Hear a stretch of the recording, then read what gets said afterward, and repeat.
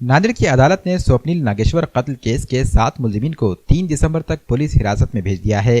30 बरस के स्वप्निल को गैर अखलाकी मोहब्बत करने की बिना पर डंकिन के इलाके में कत्ल कर दिया गया था। इस मामले में एयरपोर्ट पुलिस ने 12 लोगों के खिलाफ मुकदमा दर्ज किया था। बुध की दोपहर पुलिस ने 12 में से 7 मुलजिमान को गिरफ्तार कर लिया। गिरफ्तार किए गए मुलजिमान में पक्की चाल के शहबाज खान, मील गेट के मोहम्मद सद्दाम, मोहम्मद साजिद कुरैशी, मोहम्मद उसामा, मोहम्मद साजिद कुरैशी, असरा नगर के शेख अयान शेख इमाम, सुंदर नगर के सोहेल खान, साहिब खान, सैयद फरहान उर्फ साहिल सैयद मुमताज और उबैद खान यूनुस खान शामिल हैं। 5 दीगर मुलजिमान मफरूर बताए जा रहे हैं। इन तमाम मुलजिमान की उम्रें 19 से 23 साल के दरमियान बताई जा रही है। मुलजिमीन को जुमेरात को अदालत में पेश किया गया। अदालत ने मुलजिमीन को 10 दिन की पुलिस रिमांड में भेज दिया है। डीवाईएसपी देशमुख ने बताया कि वारदात में शामिल मफरूर मुलजिमीन की तलाश की जा रही है। नांदेड़ सिटी डिवीज़न में 23 तारीख को एक दुर्दैवी घटना हुई थी।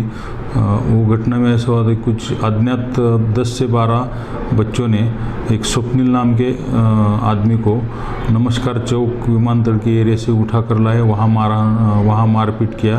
फिर यहाँ वजीराबाद के एरिया में खड़गपुरा के बाजू को उर्वशी मंदिर है, वहाँ भी उसको पीटा। उसमें उसकी मृत्यु हो गई वहीं जगह पे।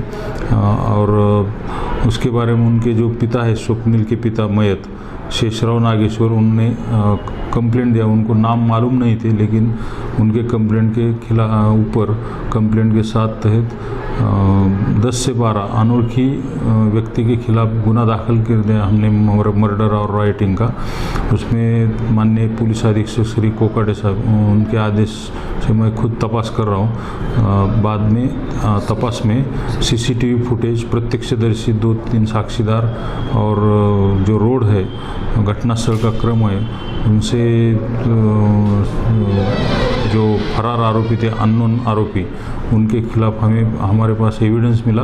एविडेंस के आधार पे हमने 12 में से 7 आरोपी ताबे मिले, अटक किए।